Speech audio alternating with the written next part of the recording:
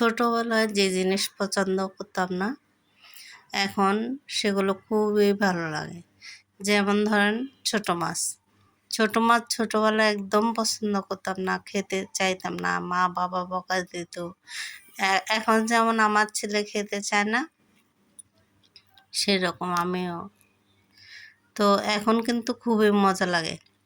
আজকে এই ছোট ছোট পোয়া মাছগুলো পেঁয়াজ দিয়ে রান্না করেছি। এত মজা হয়েছে আপনাদেরকে কি বলবো। আর এত ভালো লেগেছে। ছোটোবেলা কিন্তু একদম ভালো লাগতো না, ছোটো মাছ খেতেই চাইতাম না। আপনারা কি বলেন, কেমন লাগে ছোটো মাছ খেতে? আমি মাছগুলাকে একটু ভেজে নিয়েছি। অনেকে ছোটো মাছ এমনি পেঁয়াজে মেখে রান্না করে ফেলে। তো আমার ফ্যামিলিতে আবার ভাজা ছাড়া খেতে চায় না, তাই মাছগুলো একটু হালকা করে ভেজে নিয়েছি। তারপর তো পেঁয়াজ কষিয়ে হলুদ মরিচ সব কিছু দিয়ে ঝোল দিয়ে দিলাম।